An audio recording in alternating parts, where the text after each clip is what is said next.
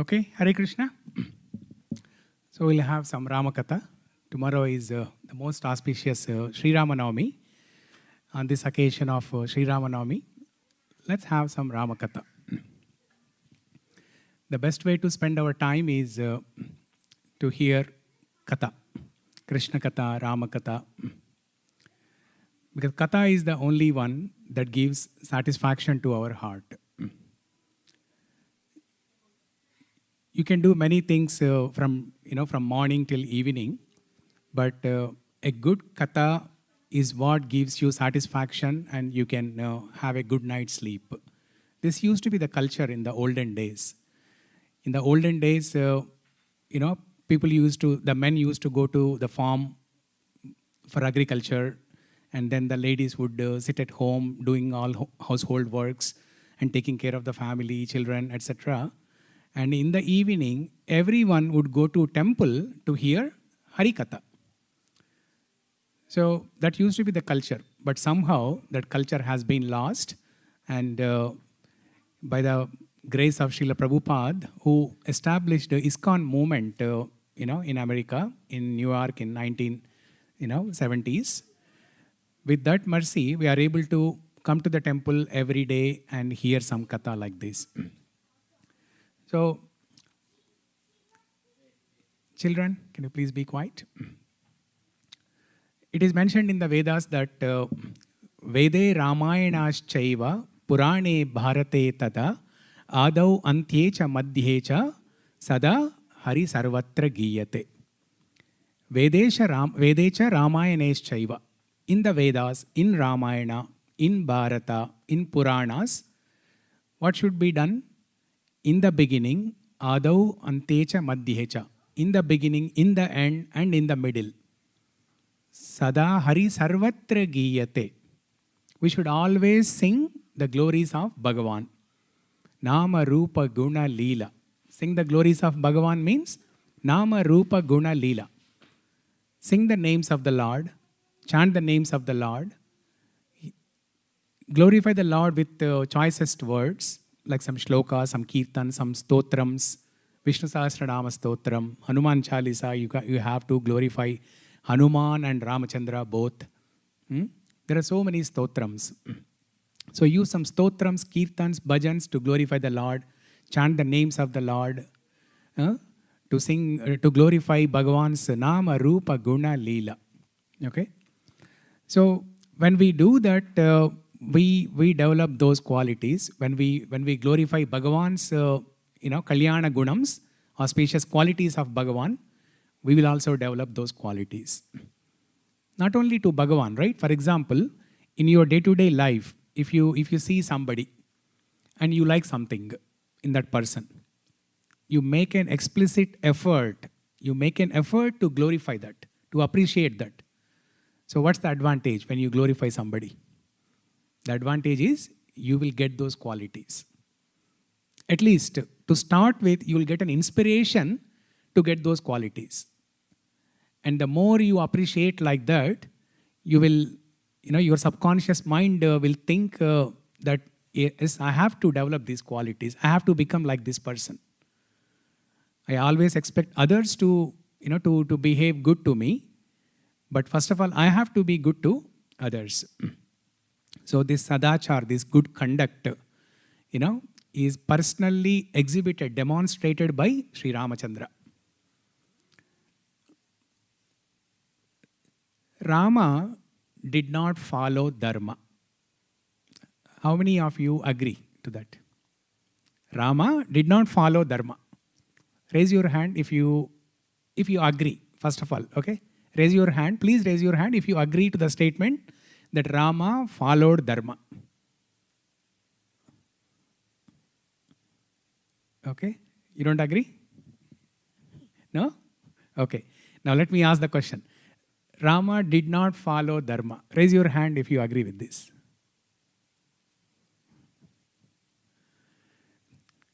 So you agree with neither of these things? Second one. Rama did not follow dharma. Okay. Why is that so?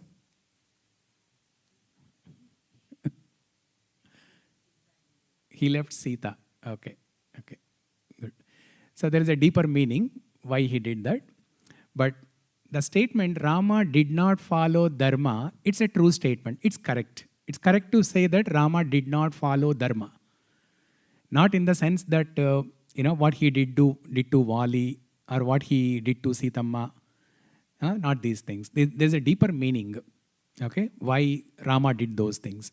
If you read Uttarakanda, there is an episode where Ramachandra gave a death sentence to Lakshmana. Ramachandra is the heart and soul of Lakshmana.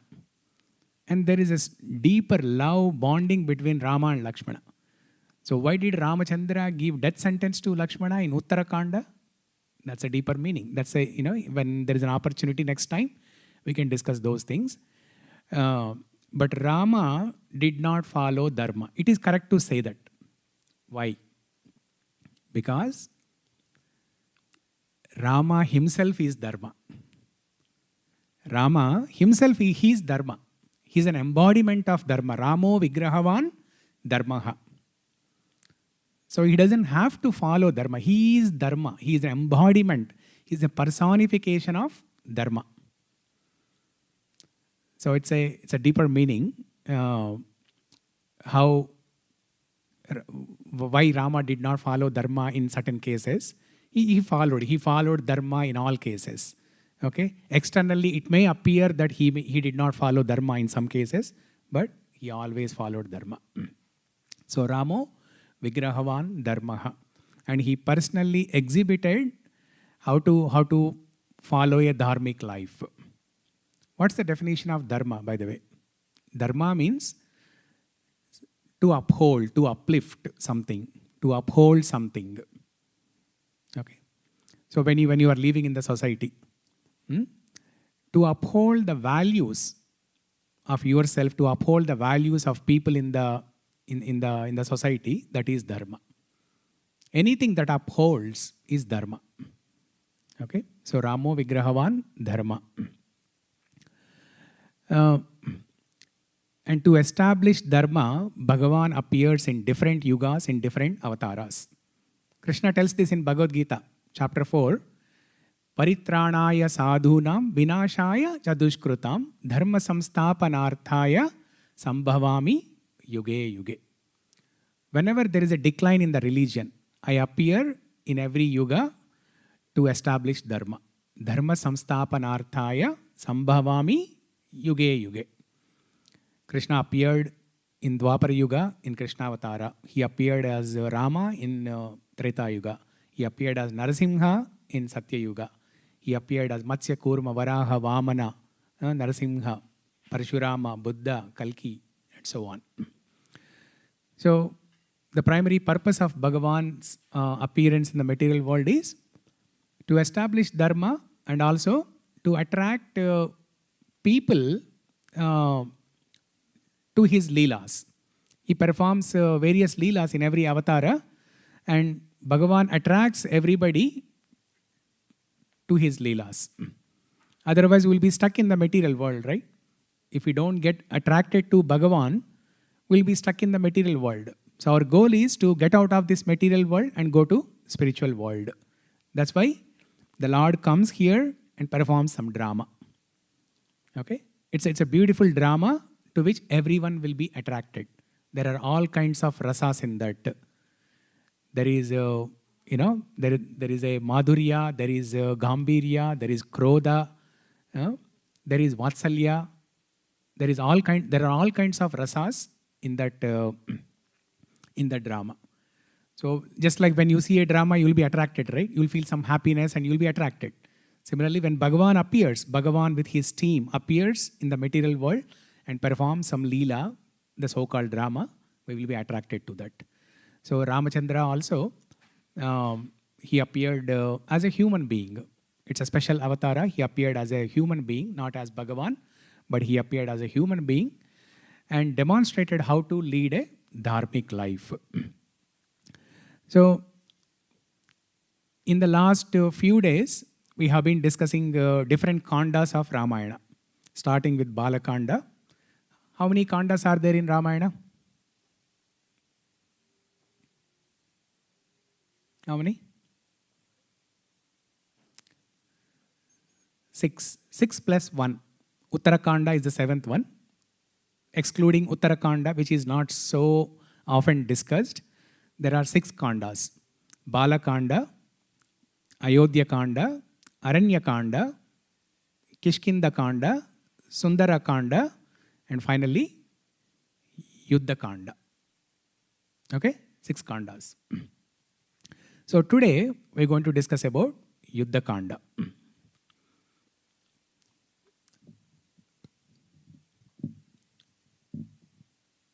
In Yuddha Kanda, the primary point of discussion is how Ramachandra goes to Lanka and fights with all the demons, how he kills all the demons, especially Ravanasura in the end. The battle, the final battle between Ramachandra and Ravanasura is so great that Valmiki uses a nice expression to describe that. Valmiki says that Gaganam Gaganakaram Sagaram Sagaropama Rama Ravana Yor Yuddham Rama Ravana Yor Iva. If you want to compare, if you want to describe the sky, Gaganam, what can be an analogy or what can be a comparison to sky? Let's say you want to compare, you want to describe the vastness, the length and breadth of the sky or the beauty of the sky. So what can be a comparison for sky?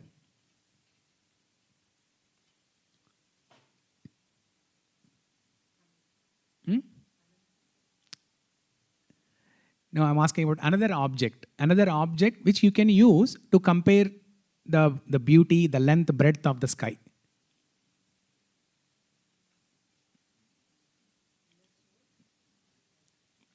No. So let's say you want to describe about one person. Okay. You can use another person as a comparison. Similarly, if you want to describe about sky, what can be a comparison? Nothing else but sky.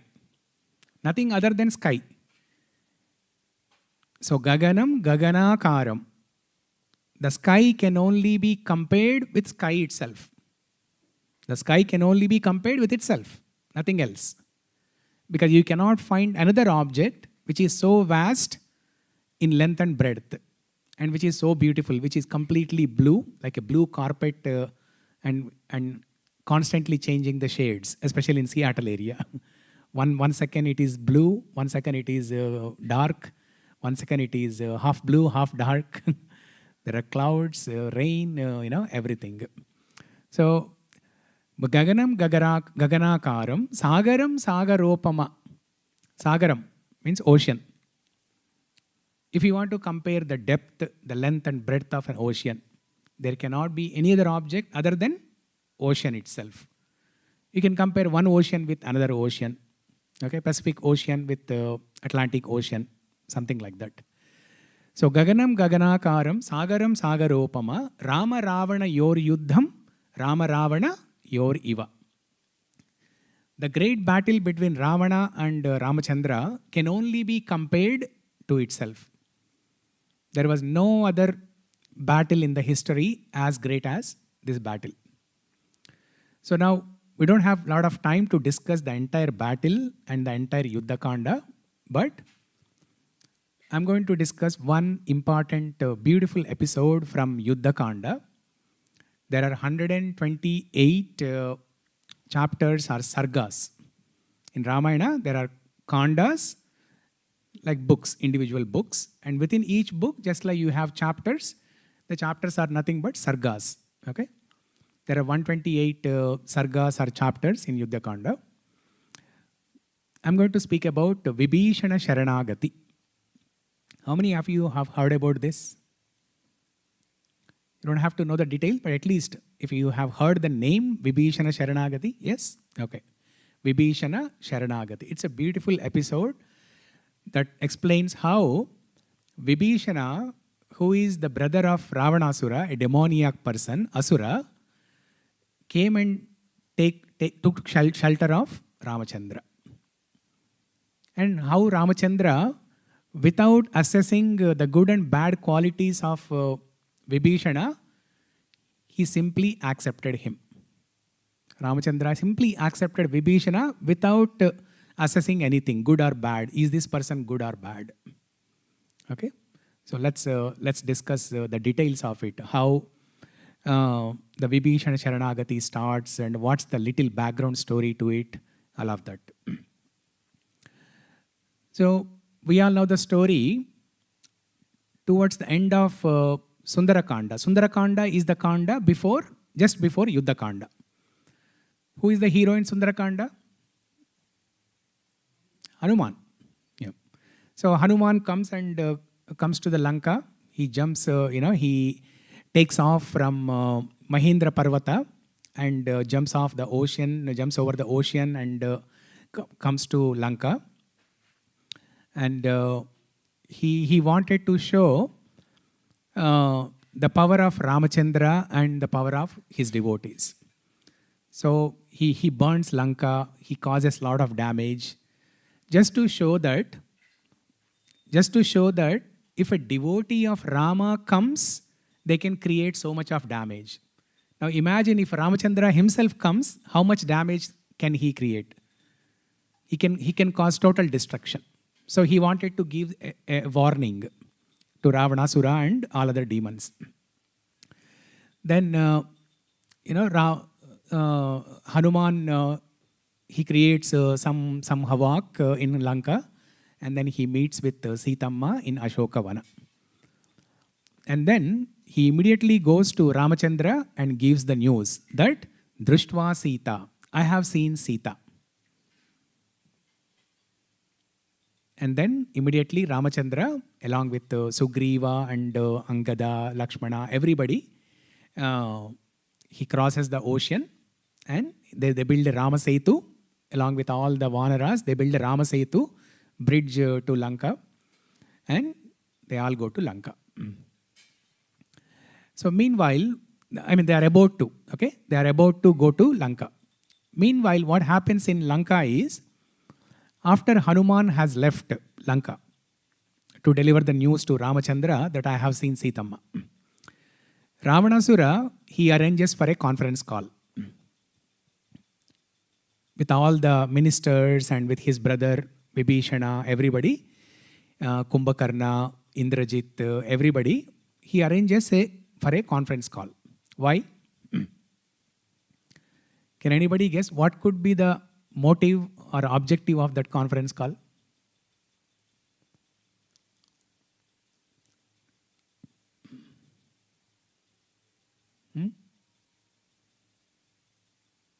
So first of all, they wanted to discuss about who is this little monkey who came and created so much havoc in Lanka. They did not know the power of this monkey, Hanuman. So they wanted to discuss about that. Who is this? And also, the objective of Ravanasura is not to decide whether to keep Sitamma there or send her back to Ramachandra. That's not the objective. Because immediately after Hanuma created so much havoc, one can think that Ravanasura got scared and he wanted to have a conference and finalize that and make a decision that we are sending Sitamma back home to Ramachandra. No, that's not the objective. The objective of this conference is to discuss with everybody what are the techniques and strategies by which we can continue to keep Sitamma in Lanka. So he has not changed. Even after Hanuman came and gave a warning, Hanuman created so much havoc, Ravanasura did not change. He did not change even a bit. Instead, he wanted to discuss the strategy, how he can continue to keep Sita in Lanka. And what are the strategies? If Rama comes here, what are the strategies to attack? So then hearing this, Kumbhakarna speaks first. Kumbhakarna tells that you are asking about our opinion now when Ramachandra is about to come, but you never asked for our opinion when you kidnapped Sitama. So that time we did not. That time you did not value our opinion, and you're valuing our opinion only now. Why is that so? And then Kumbhakarna says that okay, whatever happened, so happened, but we'll be there with you. We'll support you when Ramachandra comes and attacks you. We'll be there to support. Don't worry. Then Indrajit, everybody says the same thing. After all these people have spoken, Vibhishana starts speaking. Vibhishana says, you better return Sitamma back to Ramachandra. Because you have seen what kind of damage a devotee of Ramachandra can do. Now if Ramachandra comes, it will lead to your total destruction. So you better return Sitamma to Ramachandra. So hearing this, Ravanasura gets very angry. And he says, there are some beautiful shlokas here. I will just recite the shlokas. We're not going to display here.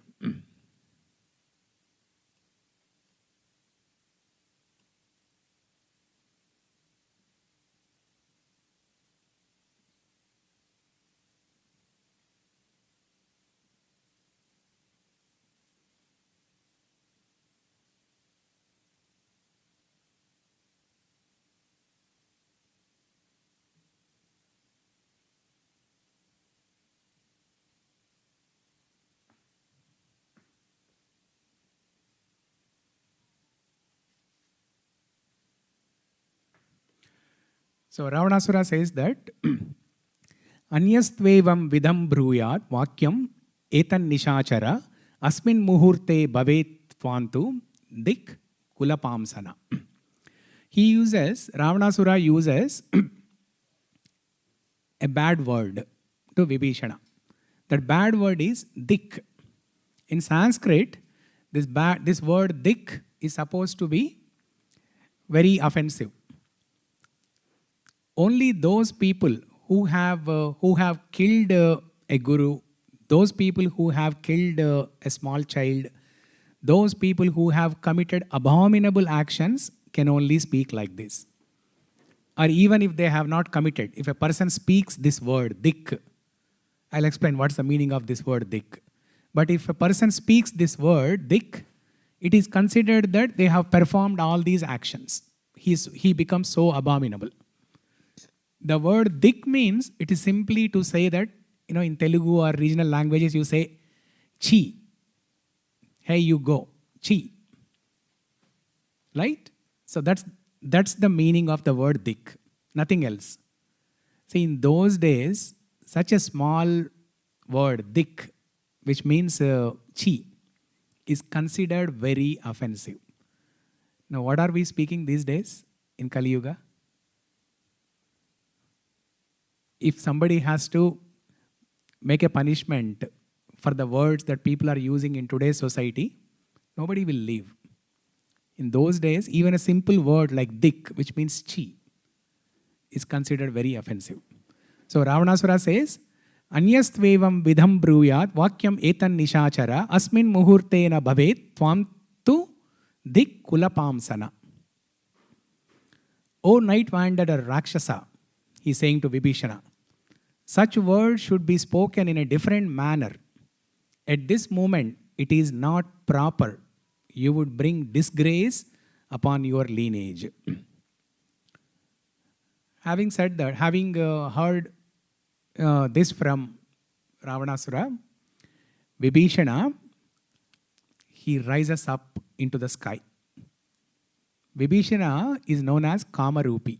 Kamarupi means he can take any form that he desires. So as soon as he was insulted by Ravanasura like this, his brother, so Vibhishana, he rises up in the sky along with four ministers. He is always accompanied by four associates. So he rises up, and then he says, Sulabha Purusha Rajan Satatam Priyavadinaha Apriyasya cha Padhyasya Vakta Shrota cha Durlabaha. Vibhishana says that pleasant speakers are easy to find. Those who speak and accept beneficial but unpleasant truth are rare. In simple words, what Vibhishana is saying that if a person is doing wrong things all the time, there can be many supporters, many followers who are always around that person supporting his wrongdoings, and on top of that, sugarcoating and saying some pleasing words just to get some benefit from that person. But it is very rare to find a person who can say unpleasant words, but they are beneficial. Okay. For example, if I am doing something wrong, and let's say Rishi, right, your name? Bhavin, yeah. Let's say Bhavin comes and tells me that, hey, you are doing something wrong. I will not like it, right? Because I am doing something wrong, and if somebody points out to say that I am doing wrong, I don't like it. But if Bhavin comes and sugarcoats and he is supporting what I am doing, he does not even speak about what mistake I am doing. So I will continue to like him. So Vakta Shrota cha Durlabaha. Vibhishana is saying that it is very rare to find a person who can speak unpleasant words to the wrongdoing person and point out the mistakes, even though he is speaking unpleasant, but it is beneficial to that person. Sulabha Purusha Rajan Satatam Priyavadinaha Apriyasya cha Padhyasya Vakta Shrota cha Durlabaha. And then Vibhishana continues to say that Shurascha Balavatascha Krutastascha Ranajire Kalabhipanna Sidhanti Yada Valuka Setavaha. Even the brave and strong fall when overtaken by time, like sand and bridges. Vibhishana is telling, he's counseling, he's giving the final last counseling words to Ravanasura for his benefit. He's saying that right now you are thinking that you are the strongest, you are the most powerful. Nobody can attack you. But the history has proven that by the influence of time, everything will be overtaken. Just like great bridges, sand castles, everything will be collapsed by the influence of time. Shurascha balavantascha kritastrascha ranajire kalabhipanna sidhanti yata valuka setavaha. Tat marshayatu yachoktam gurutvat hitam icchata. Kindly hear these words spoken out of concern for your welfare. Vibhishana is saying, Atmanam sarvata raksha purim chemam sarakshasam swastite astu gamishyami sukhi bhava mayavina. Protect yourself and your city. Farewell to you. Be well without me. Sukhi bhava. Vibhishana uses this word, Sukhi bhava.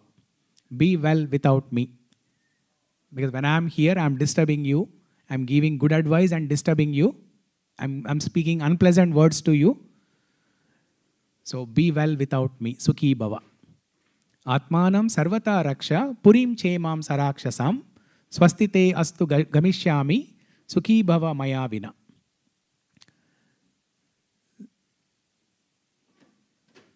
Another shloka, Vibhishana says, you do not accept good advice. Those who end is near ignore well-wishers. Vibhishana is saying something very beautiful here. He is saying that Ravanasura, oh my brother, if the ropes of death are are strangling around you, embracing you. If the ropes of death are already strangling and embracing you, how can you listen a good piece of advice? Like let's say somebody is on the deathbed. They have only another 1 hour. If you give advice to them, do not commit sinful activities. Now, what value that advice has, and will that person, will learn anything from that at that time? He's almost dying. Next another 1 hour, he'll be gone. So Vibhishana, by saying this, he's indirectly hinting Ravanasura that your death is very near. So what happened interestingly there? Vibhishana, and having spoken this, Vibhishana goes to Ramachandra to take Sharanagati. So Vibhishana goes on the Tidhi called Vidya. In the calendar you have Tidhis, right? Vidya. The day before that, on Padyami day, Rama reaches the Samudra Tiram. Rama reaches the Samudra Tiram to go to Lanka. And the few days before that, on Chaturdashi day, Hanuman takes darshan of Sitamma in Lanka, comes back to Ramachandra. On Paurnami day, Hanuman went back to Ramachandra and gives the good news that Drushtva Sita, I have seen Sita. And then on Padyami day, Ramachandra reaches Samudra Tiram to build Ramasetu and then go to Lanka. And then the next day, Vidya, Vibhishana is speaking these words to Ravanasura, saying that those who are near death, they cannot hear any good piece of advice. So he is indirectly hinting Ravanasura's death.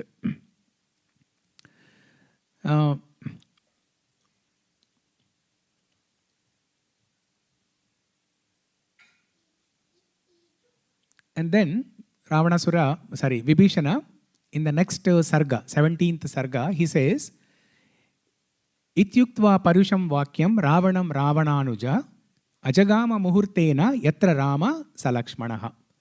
Having spoken harshly by Ravanasura, Vibhishana went to Rama with Lakshmana. Yatra Rama salakshmanaha. To that place where Vibhishana went to that place where Ramachandra is situated along with Lakshmana. Valmiki uses a word came. He does not use the word went actually. So I use the word went, but Valmiki uses the word came. Vibhishana came. Vibhishana came to Rama. He does not say Vibhishana went to Rama. Usually, that's the correct way of saying, right? Vibhishana was in Lanka.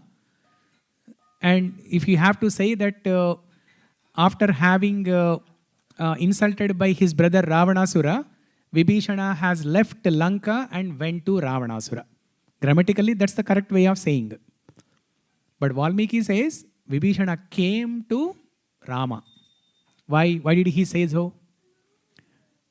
Because for a person who has good qualities, their permanent home is the lotus feet of Bhagavan. Their permanent home is, their eternal home is the lotus feet of Bhagavan. That's why Valmiki says, Vibhishana came. He did not use the word, Vibhishana went to Rama. And Valmiki also tells another beautiful thing here. He says that, see, in the 16th chapter, 16th sarga, all of this happened. The background story, how Ravanasura insults Vibhishana, that episode is described in 16th chapter. And in 17th chapter, in the beginning, Valmiki uses a beautiful expression to describe or to address Vibhishana. Valmiki uses expression Shriman. Shriman. Shriman means it's a great respect. It's the expression used to address somebody with great respect. But what's the meaning of Shriman? Shriman means one who is wealthy. one who is wealthy. Shri. Shri means wealth. Shriman, one who possesses wealth, is called Shriman. Just like Vidwan. One who possesses Vidya is called Vidwan. One who possesses good qualities is called Gunavan. Similarly, one who possesses Shri, which is wealth, is called Shriman. Why is Valmiki using this expression Shriman? When Vibhishana was in Lanka, in Valmiki's perspective, Vibhishana is a poor person. But as soon as Vibhishana left Lanka, now he became all good. That's why he's using the word Shriman. He's full of all good qualities. Even when Vibhishana was in Lanka also, he was having good qualities. But now, not only internally, even externally, he can be addressed as Shriman. When Vibhishana was in Lanka also, he was having these good qualities. A person who is good, who has good qualities, Sadachar, who is following Dharma, he will continue to follow Dharma no matter where they are. Padmapatram Ivambasa, Krishna says in Bhagavad Gita, just like how a lotus, where does the lotus grow? Lotus grows in the mud. But lotus does not get contaminated by the muddy water. Lotus always stays fresh. It's beautiful, it's fragrant, it's very tender, delicate. It does not get affected by the contamination of muddy water. So just like that, Vibhishana also, even though he was staying in Lanka, but he was not affected by the bad qualities or not affected by the bad association there. So internally he was Shriman when he was in Lanka, but now after he has left Lanka, he is both externally and internally he is Shriman. So after having spoken this, Vibhishana, rising up in the sky only along with the 4 other ministers or 4 other associates, he comes to the place where Ramachandra, Lakshmana, Sugriva and all other Vanaras are there. As soon as they see Vibhishana coming towards them, they get alerted. Especially Sugriva, Angada, all these leaders of the Vanar Sena, they get alerted. Because they all know that he is the brother of Ravanasura, and Ravanasura is the evil person. So as the brother Vibhishana also. That's their assumption.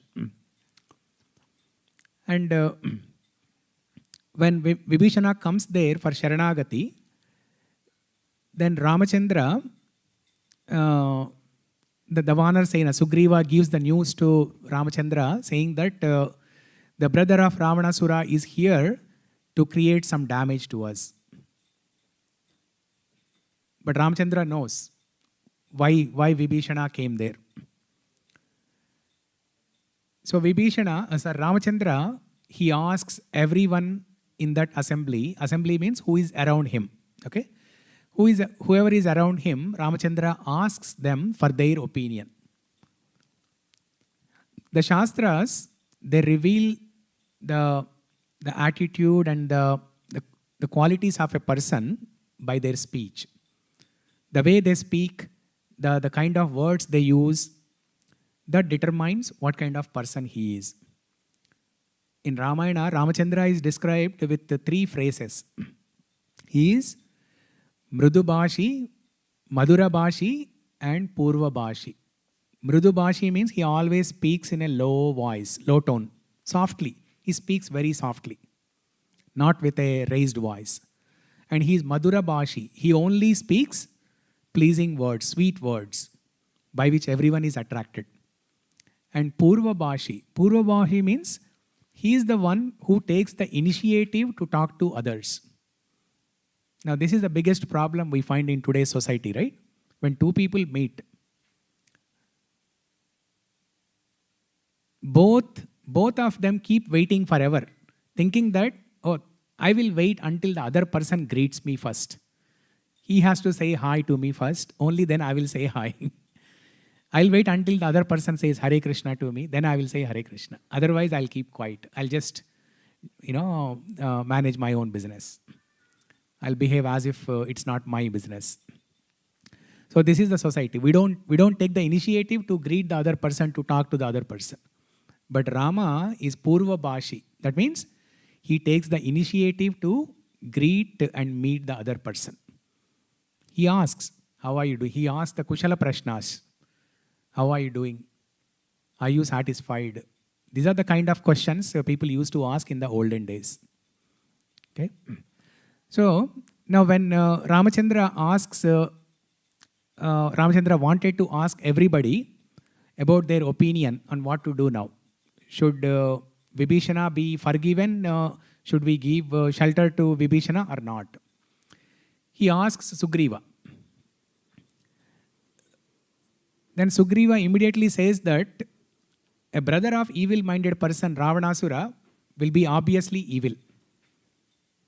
There is no second thought about it. There is no doubt. So there is no question of giving shelter to Vibhishana. Vibhishana is coming here to create disturbances among us, even though we are many crores, thousands of crores in our army. But still, Vibhishana is trying to divide us. He's coming here to divide us. So don't believe him and don't give shelter to him. He's coming in a disguise as if he is a good person and asking for protection, asking for shelter. But don't believe him. It's danger for us. Then Ramachandra asks Angada. Angada stands up. Angada says that we can try to talk to Vibhishana and see how he responds to some of our questions. And based on that, we can decide whether he has transformed to a good person or not.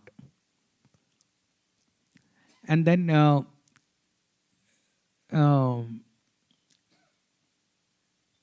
Ramachandra asks another leader in the Vanar Sena.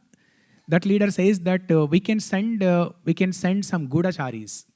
We can send some spies to figure out what conversations Vibhishana is making with others, and if he is really making any strategy to divide us. We'll spend some spies. So like this, different people expressed different opinions, and everyone were of the same opinion that no, we should not believe Vibhishana, and we should not give shelter to Vibhishana. Then the only remaining person there is Hanuma. Ramachandra, he does not even ask Hanuma, but he simply glances at Hanuma. As if he is asking, Hanuma, what do you think now? Then Hanuma starts saying that, oh my Lord, even though I am not qualified to give you any advice, but because you are asking, I'll give my 2 cents. I'll give my 2 cents of opinion. Then Hanuma starts saying that Sugriva said Vibhishana came here to divide us. If that is the intention of Vibhishana, he doesn't even have to ask for Sharanagati. He doesn't have to ask for Sharanagati. He's so clever, he's so intelligent, he can make some strategy, hiding somewhere, he can make some plan to divide us. He doesn't have to come here in front of you and ask for Sharanagati. So that's not a valid argument by Sugriva. Then somebody said we have to talk to him and ask questions. Based on the answers Vibhishana says, we can decide whether he is genuinely good or not. Hanuma says, but what's the guarantee that the person who is asking questions, he is qualified to ask the right questions. He is qualified to ask the right set of questions. Because more than the answer, the question is more important. All the Vedas, Bhagavad Gita, Bhagavatam, Vishnu Sahasranama Stotram, Ramayanam, what is the origin of all these? Question. Somebody asked a question, and then the rishis spoke the entire Shastra.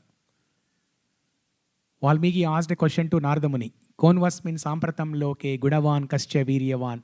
Who is that personality who possesses all these Kalyana gunas? And in Vishnu Sahasranama Stotra, Yudhishthira asked, Kimekam daivatam loke kimvapyekam parayanam stuvantakam kamarchanta prapniyur manava shubhat. So everything originated from question. So more than the answer, the question is very important. So Hanuma says that, what's the guarantee that the person who is asking questions to Vibhishana, he is going to ask the right set of questions? So like this, Hanuma gives his opinion, and then Ramachandra is very pleased with that. He's very pleased the way how Hanuman spoke. And then Ramachandra turns to Sugriva, and there is a beautiful conversation. It is highly philosophical, very deep. It has a deep insight. So let's discuss that for a few minutes. Ramachandra says,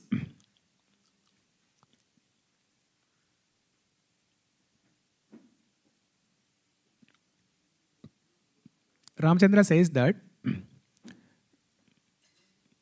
he tells a story actually. Ramachandra tells a story. He says that, before that, Ramachandra says in some shloka, Navayam tatkuli nascha rajyakankshi cha rakshasa pandita hi bhavishanti tasmad grahyo vibhishanaha. Ramachandra says that Vibhishana does not have any desire on our kingdom. Nor do we have any desire on their kingdom. We are not even the neighboring kingdoms. In the olden days, when there is a king, it is a tradition that he used to conquer the neighboring kingdoms, the Samanta Rajyam, and then like that, he will make one big kingdom for himself. So Ramachandra says that neither Vibhishana has any desire on our kingdom, nor do we have any, nor all the Vanaras, you have any desire on their kingdom. And then he says something beautiful. Ramachandra says something beautiful to Sugriva. Nasarve bratarastrata bhavanti bharatopama madvida va pitu putra sahrudo va bhavadvida. Ramachandra says, there can be no greater brother than Bharata. There can be no greater son than me. There can be no greater friend than you, O Sugriva. The first and last we can understand. There can be no greater brother than Bharata. He is glorifying Bharata. Straightforward, easy to understand. There can be no greater friend than Sugriva. Easy to understand. But when Ramachandra says, there can be no greater son than me. Now what do you think when you hear this statement? Ramachandra is saying, there can be no greater son than me. If somebody says that, what do you think about that person? Let's say your daughter comes to you and says, there can be no daughter greater than me. What do you think? What will be your reaction? If you say that, then it makes sense. But if your daughter himself is coming and saying, then we have to think about it, right? We have to think about that person. So we may think that, Ramachandra, he is boasting about himself, saying that there can be no son greater than him. No. So let's try to understand what is the mood or intention in which Ramachandra said this. He said that when I left Ayodhya and came on an exile to Dandakaranya for 14 years, in order to do Pitruvakya Palana, to fulfill the words of my my father Dasharatha, I came to Dandakaranya. But my father, he could not sustain, he could not survive even for 2 days. He was crying, Rama, Rama, Rama. He was crying. And he could not even see. He could not even see after some time. So, intensely crying, Rama, Rama, Rama. Within 2 days, he passed away. So, I'm so fortunate to be the son of that great Dasharatha, who loved me so much that his life and soul is completely me and nothing else. And he could not maintain himself for more than 2 days. So in that sense, there can be no other son who is as fortunate as me or as great as me. So Ramchandra is referring to his fortune of being the son of Dasharatha, who loved him so much. The love between Dasharatha and Ramachandra, or Dasharatha and Dasharathi. Dasharathi is Rama and Dasharatha is the son, the father Dasharatha. The love between Dasharatha and Dasharathi is so beautiful. Ramachandra, he always says, Atmana Manusham Manye Ramam Dasharatha Atmajam. I consider myself as a human being and I am the son of Dasharatha. Shri Radha Neelamada Bhagavani ki jai, Ramachandra Lakshmana Hanumani ki jai, Jagannath Baladev Subhadra Maya ki jai, Shri Gauranitai ki jai. So we'll end in another 5-10 minutes.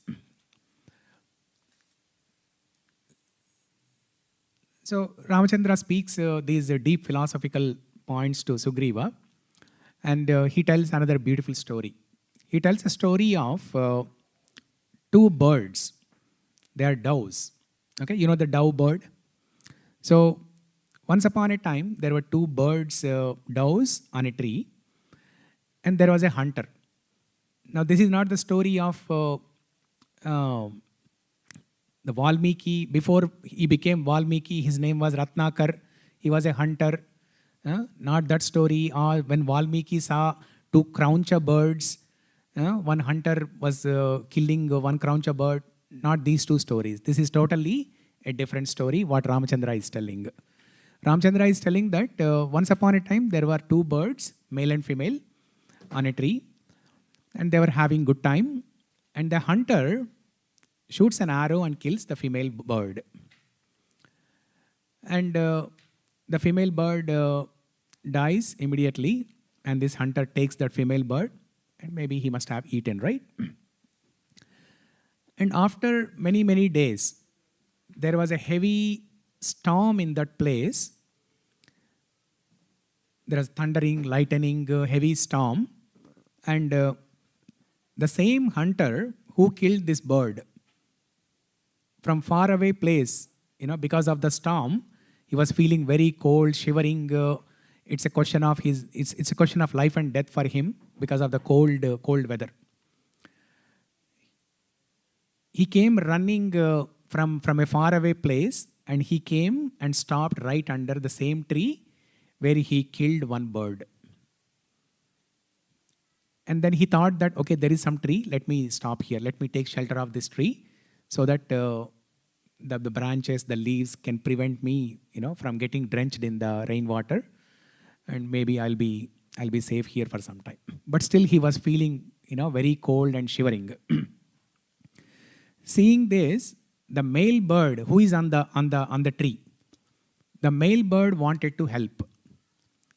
The male bird does not know, that this is the same hunter, hunter, or maybe the male bird knows. Okay, let's assume the male bird knows, but the male bird did not even keep the past in mind. Instead, the male bird wanted to help this person.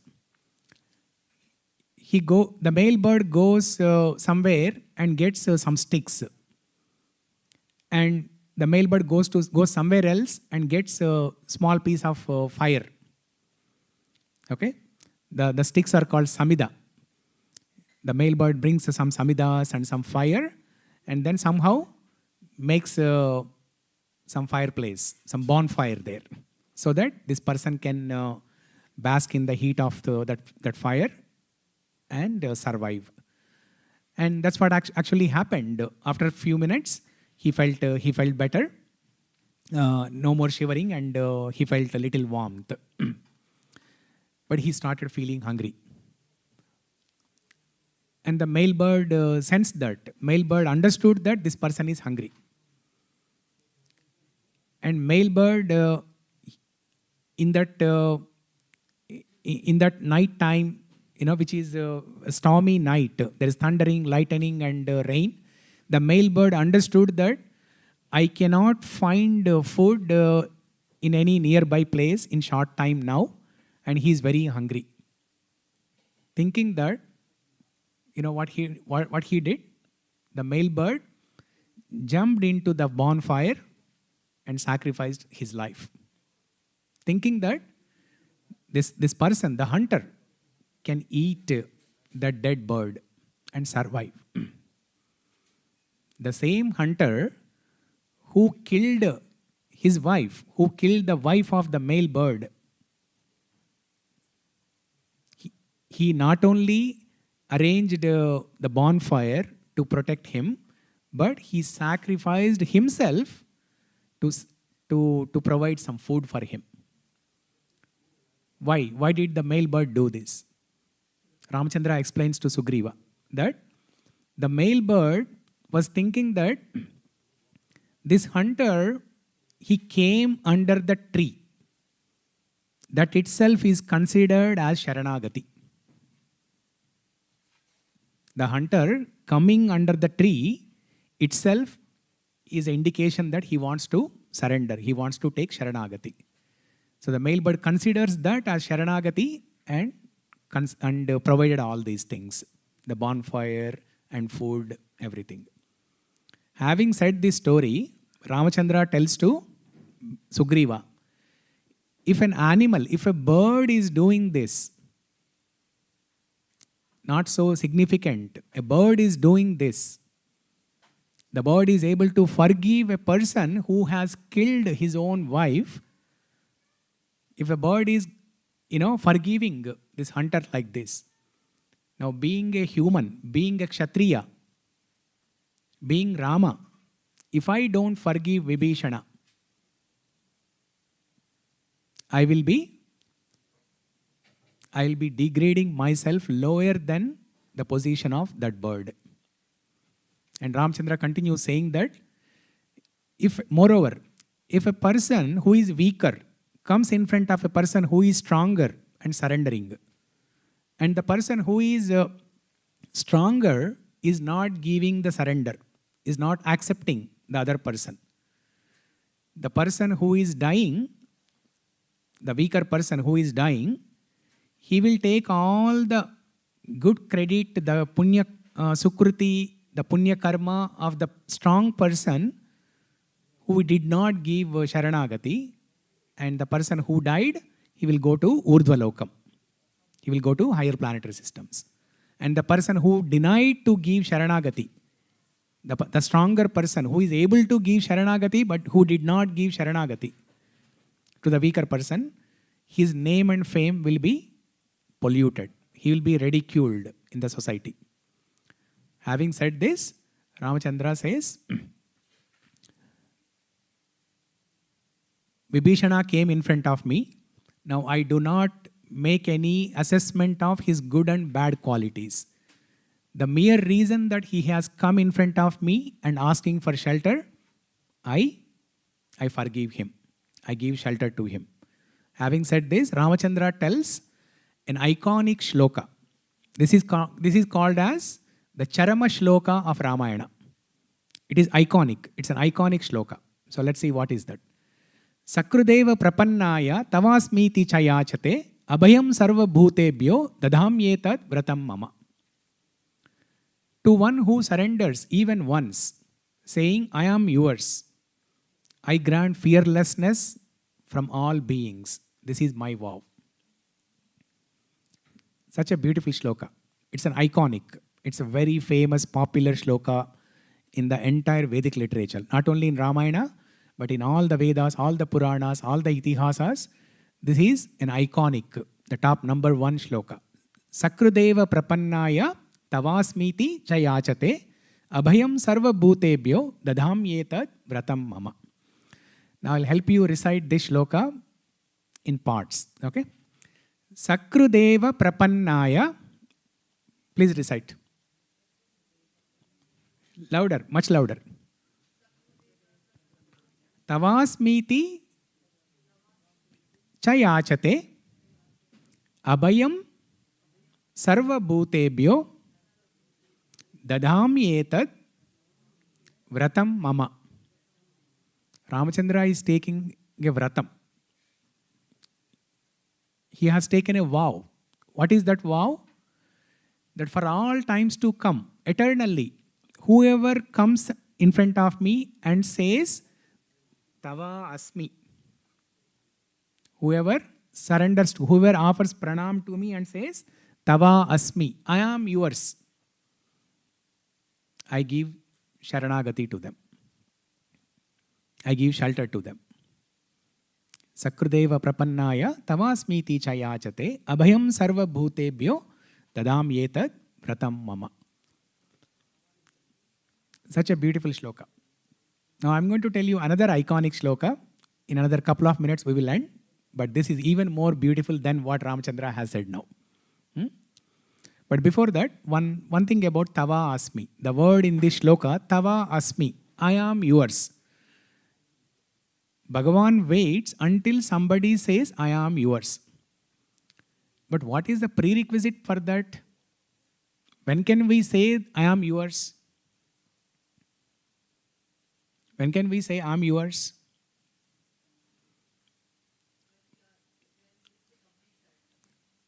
When we show complete surrender. Okay? Yeah. Another one? Somebody else?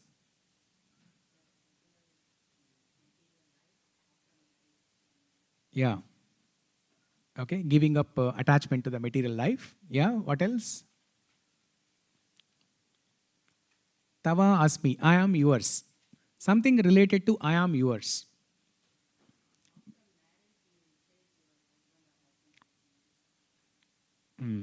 Okay. So we can say to someone, I am yours, only when we have faith and confidence and trust that he is mine. He is mine. If Vibhishana thinks that Ramachandra is mine, only then he can say that I am yours. This is called Ananya Mamata. Thinking that the Lord is mine. Krishna Bhagavan is mine. Ramachandra is mine. Mine means what? And nobody else's. He does not belong to anyone else. He belongs only to me. This is called Ananya Mamata Bhakti. This is the definition of Bhakti given by exalted devotees, Bhishma, Prahlada, Uddhava and Narada.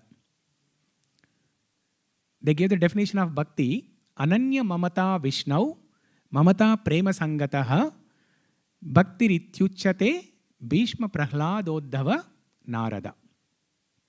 The definition of Bhakti given by them, Ananya Mamata. Ananya means exclusive, unalloyed. Mamata. What is Mamata? Minus. Okay, the feeling of minus. Ownership. Exclusive ownership. Ananya Mamata means exclusive ownership. Exclusive ownership with prema. Ananya Mamata Prema Sangataha. Mamata Prema Sangataha. We should have exclusive ownership, just like Yashodamma. You know, when the gopis in Vrindavan, they come and tell to Yashoda that, Yashodamma, do you know that your son is God, your son is Bhagavan? Yashodamma says, no. He is not God. God means joint account. He is not joint account. He is my Lala. He is my exclusive property. Don't say he is God. He is not joint property. He is my Lala. That is called Ananya Mamata. Exclusive ownership. Exclusive possessiveness. Exclusive possessiveness with prema. Ananya mamata, mamata, ananya mamata Vishnau, mamata prema sangataha. We should have this exclusive possessiveness on Bhagavan with prema. Thinking that he is mine. Bhagavan is mine. Just like how Hanuman thinks, if I don't serve my Lord, there is nobody who can serve him. Hanuman used to think like that. Is that literally true? No. There are so many people who can serve Bhagavan. But Hanuman used to think that my Swami is waiting for my service. If I don't perform service, he will be bereft. He will be bereft of service. That's not true. But Hanuman thinks like that. Like that, all of us, every one of us, we should think that if I don't serve the Lord, he will be bereft of service. Ananya mamata, mamata prema sangataha. So when we think that Bhagavan is mine, then only we can tell to Bhagavan, I am yours. Tava asmi. Okay, that's what Ramchandra says. Sakrudeva prapannaya tava asmi iti cha yachate. Yachate means one he is begging. Vibhishana is coming and begging. Oh Rama, I am yours. Abhayam sarva bhutebhyo dadam yetad vratam mama. Now, if Bhagavan is so merciful, who can give Sharanagati to Vibhishana, who is the brother of Ravanasura? Without assessing his good and bad qualities, Ramachandra gave shelter to Vibhishana. If Bhagavan is so merciful, how much more merciful Sitamma would be? If Ramachandra is so merciful, how much more merciful Sitamma should be? If Krishna is merciful, how much more merciful Radharani is? If Narayana, Sriman Narayana is more merciful, how much more merciful Sri Mahalakshmi is? If Lord Shiva is more merciful, how much more merciful Parvati Devi is? Because the mother is always very affectionate to the children, and mother is more merciful than the father. Okay, traditionally, as per the Shastras. I don't know practically how it is happening now, but so let's see what Sitamma says, and then we'll conclude with that.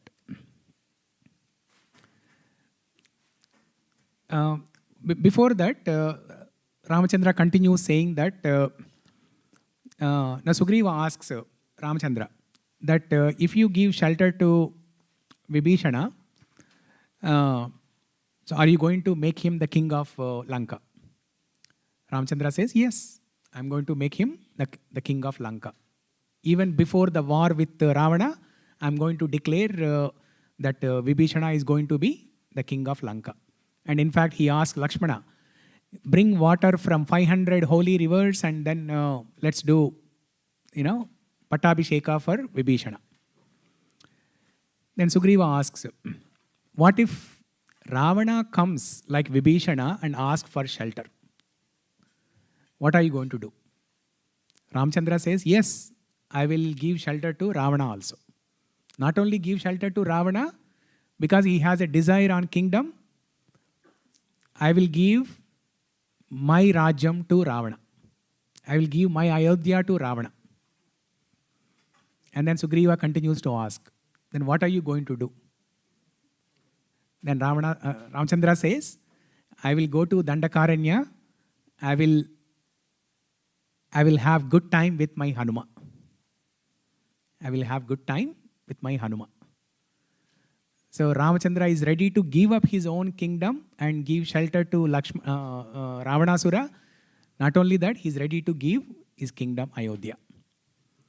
Vibhishano va Sugriva yadiva Ravana svayam yadimam sharanam prapta natyajeyam kadanchana. Whether it be Vibhishana, Sugriva or even Ravana himself, if one seeks refuge in me, I will never abandon them. Krishna tells in Bhagavad Gita, Sarva dharman parityajya mamekam sharanam vraja. Aham tvam sarva papebhyo moksha isyami masuchaha. Ramayana is a practical laboratory for Bhagavad Gita. Whatever instructions Krishna said in Bhagavad Gita, It's a practical laboratory, Ramayana. And uh, who is the chief of the laboratory? Who is doing practicals? Ramachandra himself. Bhagavan himself. The same Bhagavan who defined Dharma in Bhagavad Gita, the same Bhagavan, he is doing Dharma Anushtana. Ramachandra is called as Dharmanushtana Paratpara.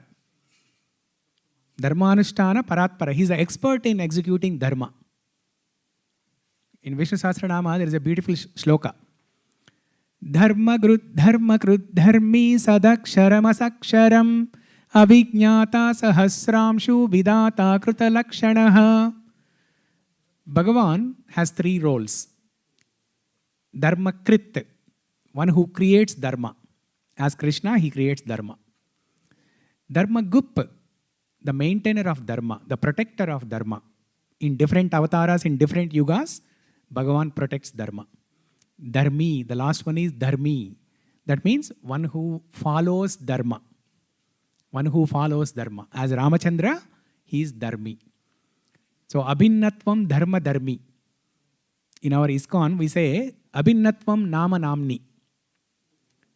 That means there's no difference between the name of the Lord and the Lord himself. Similarly, there's no difference between dharma and Bhagavan when he is following dharma. He is known as dharmi. Abhinnatvam dharma dharmi. Now here is the shloka. Our Sitamma says. What did Ramachandra say? Ramachandra say, if somebody comes in front of me and says, Tava asmi, I will give shelter. But Sitamma says something even more beautiful. Sitamma says, Papanam va shubhanam va vadarhanam madhapi va karyam karunyam aryena na kaschina paradhyati. Whether a person is good or bad, papanam va shubhanam va. Whether a person is good or bad, doesn't matter. Whether a person is taking shelter or not, whether a person is coming in front of me and taking a shelter or not, I give shelter to them. See how beautiful. Ramachandra is saying, if somebody comes in front of me, then I'm ready to give shelter to them. Sitamma is saying, even if somebody doesn't come and take shelter of me, I will still protect them. I'll still forgive them. If they are bad also, I'll forgive them. So that is the Matru Vatsalyata. That is the heart of a mother. Even if the child is doing mistakes, the mother is always affectionate to the child. Whether one is sinful or virtuous or even deserving of punishment, a noble person should show compassion, for no one is entirely without fault. This is what Sitamma is saying. No one is entirely without fault. Because it's a great struggle to purify our heart. There are so many anarthas that are accumulated for millions of lifetimes. And with our own efforts, it's impossible to get rid of all the anarthas. So Sitamma is saying, no one is entirely without fault. So I will forgive them even if they are not coming in front of me and taking shelter. So with that, we will end here. Any questions, comments, reflections?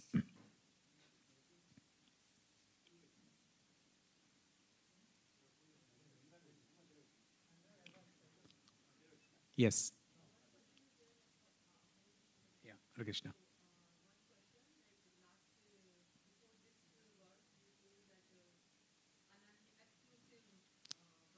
Yeah.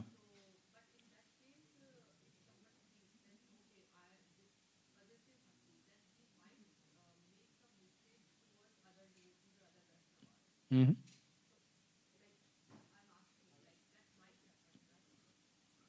Or if we have, yeah.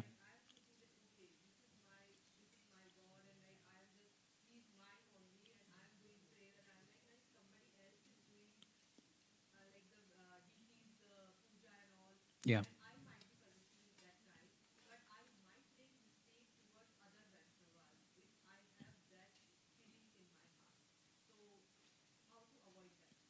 No. When everybody is thinking that Bhagavan is mine, then there's no conflict. And there's no conflict. And everybody should think like that. Everybody should have exclusive possessiveness with prema and Bhagavan. That he is mine. In other words, I do not have anybody else. When we say that he is mine, that means I do not have anyone other than him.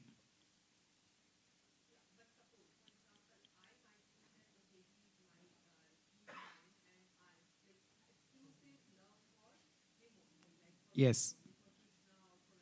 Yeah.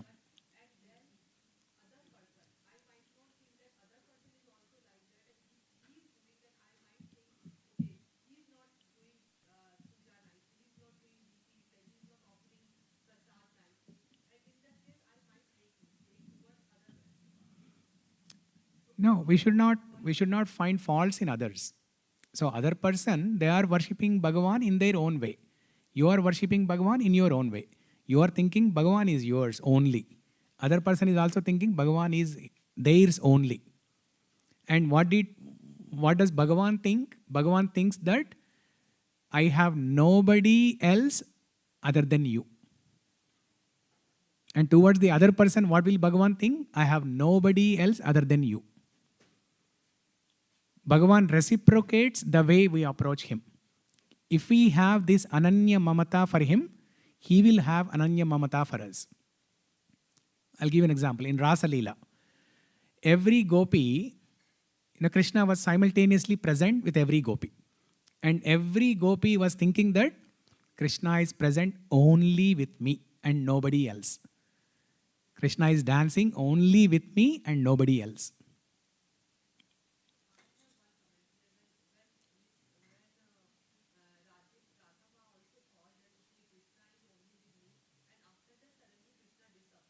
Yeah.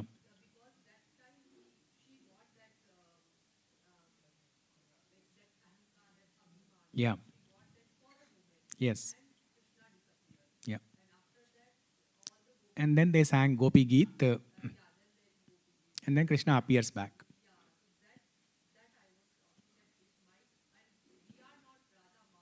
Yeah. Yeah.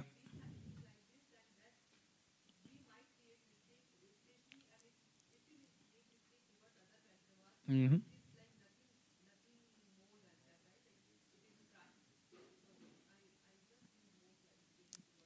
Yeah. When we are thinking that Bhagavan is mine only, we should not have that tinge of pride. Just like, gopis had that tinge of pride. I mean, gopis are pure. They don't actually have that tinge of pride. But just to enhance that rasa, Krishna wanted to disappear. To increase their love in separation for Krishna. The love in separation is more intense than love in union. So Krishna wanted to give that intense love to gopis, love in separation.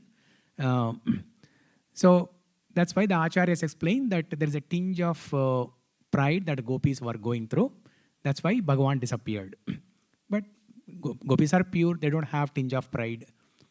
So it is only to teach a lesson to us that when we have this Ananya Mamata, you asked a valid question. Okay, it's very valid and very good question. When we are having this Ananya Mamata for Bhagavan, we should not have any tinge of pride that the other person, even though he is doing service for 20 years, Bhagavan is not him. Bhagavan is mine only. No, we should not think like that.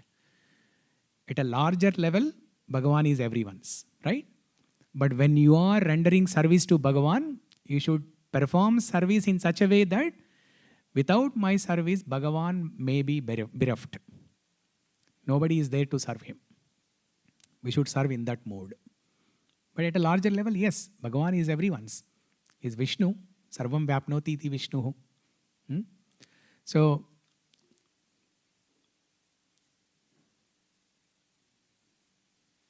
and with sadhana, as you are advancing in bhakti, you will be able to differentiate between having Ananya Mamata with a tinge of pride and not having any tinge of pride and complete pure Ananya Mamata. you'll be able to differentiate between these two. Yeah. Hope that clears. Yeah.